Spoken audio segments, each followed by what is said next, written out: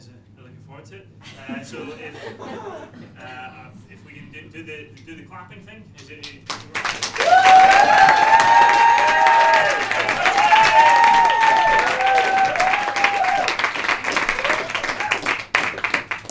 I actually think Tony would make quite a good detective. He's actually kind of got the accent for it, hasn't he?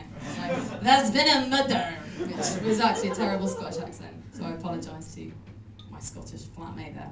Okay, yeah. In honour of Scurvy tonight, I was thinking about how to get the audience on side, because I think that's quite an important part of comedy. So, for research, I've been basically watching the X Factor quite a lot. Because I think they're quite good at this. So, I've been watching the X Factor, and I've managed to glean two quite important facts. The first is, if you want to get the audience on side, you know, you've got to get your relatives involved, bring them along. And the second thing is, try and get a dead one along, because that always goes down quite well. You're going to get the sympathy vote. So in honour of that, my grand's actually over there.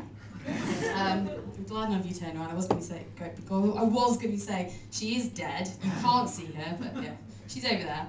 But I did have a contingency plan as well. I thought if Gran couldn't make it, then I could always procure a small child, preferably an orphan, which is actually quite difficult when you look amongst your relatives. But preferably an orphan child, and I don't think the child has to be dead. I think they just have a cute factor anyway. But actually, Gran didn't agree, and I think apparently she's brought Madeleine McCann along. I'm a really bad person, I'm very sorry, but Gran said she was easy to locate because she was with that white pop star who wrote that song. What was it again? Oh, sorry, the song that was Doesn't Matter If You're Coloured or White. Was that it, Gran?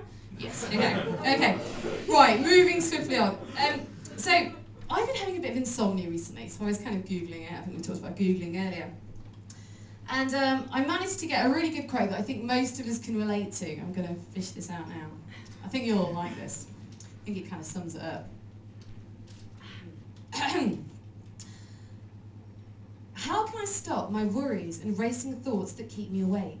I think about all the problems of yesterday and the ongoing tasks of tomorrow.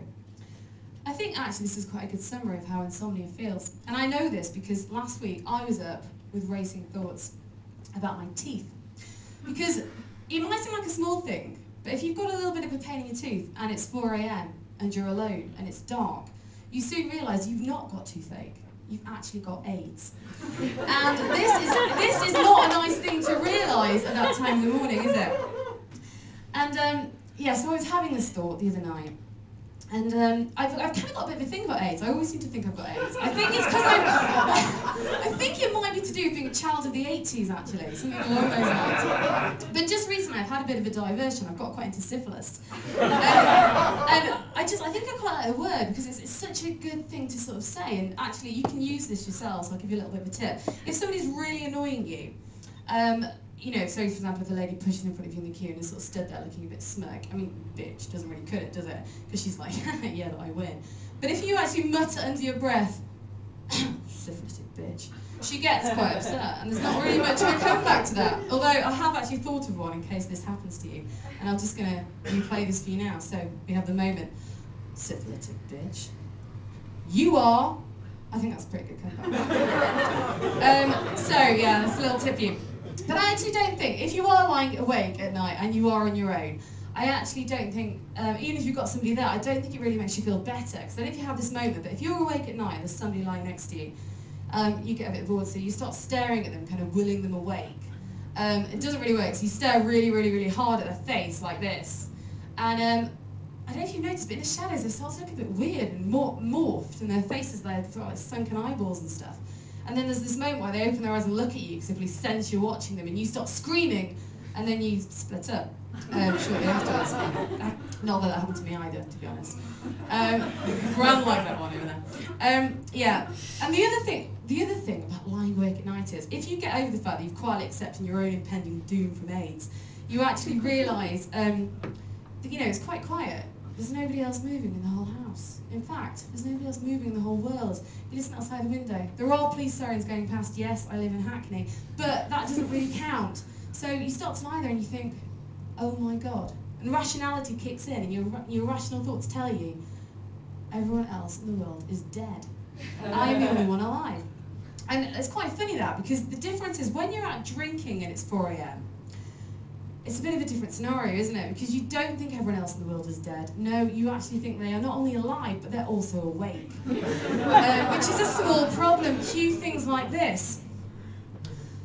Bring. Hiya! I'm in bed. You coming out?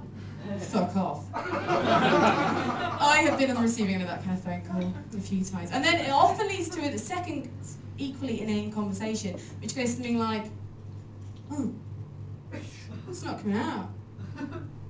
It's not coming out. It's not coming out. Why it's not coming out? Dunno. It's 4 o'clock in the fucking morning is why it's not fucking coming out. Yeah, Muppets, drinking. It's not big, it's not clever. Okay. So, recently though, that did happen to me. And I'm stood with my friend, having just been on the receiving end of a fuck off phone call. And I'm going, no, it's fine, I'm going to find us a party. Don't worry, we're in the land of 24-hour drinking, this will happen. That's a lie, isn't it? We all know. And my friend just returned to me and went, Carrie, if you don't find a party soon, I'm off to the gay sauna. Which kind of sets the bar, doesn't it? I'm like, okay, well, there's a couple of dishevelled youths over there drinking White Stripe. We could go and maybe join. Oh, he's gone. Okay, right. And, you know, you kind of left there like the child who was never picked for rounders and brings back a lot of memories. Which is obviously a lie, because I was actually fucking good at rounders, so that was a joke for comedic effect. Yeah, so, you know, I was stood there, my friend's gone off to the gay sauna, and I'm thinking, I can have bum sex too! Sorry, Graham, sorry, I just mean I'm physically able to, not that I actually would. Yeah, so I'm doing this, and then I'm actually kind of growing up a bit now, and then you've got the voice of reason, or the voice of God, if you're religious, sort of sounding in your head. In my head, it's the voice of Brian Blessed, because I think it's because they both starred in Flash Gordon. I kind of get them too confused now. But yeah, and he sort of goes, no bum sex, no bum sex in the gay sauna. And he's got a point, because I don't know if there's condoms there, to be honest. I've not been in a gay sauna, and as far as I can make out, the population of London their main concern about catching a disease is catching pregnancy. And I don't think that's a problem in a gay sauna. So, you know, probably best to stay away. So, anyway, it always ends up the same, doesn't it? You look for somewhere to drink in, there's nowhere left, you know you've got to get the neighbours home, you're on your own now. And I'd just like to read you a little quote, actually, because I was looking up buses on Google. Again, far too much time on Google. I just want to read you this quote about something they have in America that's called the drunk bus. Clearly it's just indigenous to America. The drunk buses run from 10 p.m. till 3 a.m. every Friday and Saturday night, taking young partiers to every major off-campus apartment complex in Harrodsburg. The drunk bus is usually filled to the brim with people. It's awesome and a good way to meet people when you're good and drunk. Does that sound a bit familiar? I'm gonna go on now, because I've got a brilliant quote here from another student who takes the drunk bus, but he's clearly a bit of a higher thinker than his friends. He says, there are the occasional sober people who are pissed off at the drunk people, but they shouldn't be, because if they were drunk, they would be doing the same thing. I think we can all learn something there.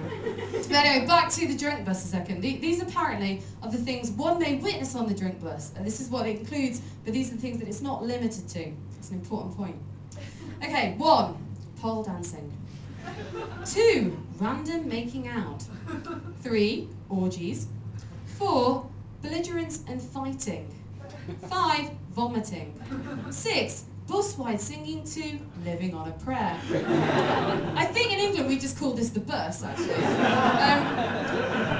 But just to sort of finish off, back to my really philosophical student again, the higher thinker, one I think I could align myself with. He has this to say on a final topic of the bus. People on the bus are well drunk, hence the name drunk bus. If you're lucky, you will catch some pretty amazing things, such as chicks doing flips, guys singing Kelly Clarkson, and so on. I don't quite understand how we're supposed to kind of judge the and so on. I think Kelly Clarkson, male singers, kind of tops that one off. But anyway, I just think, you know, the bus rules, stuff your gay sauna, I win.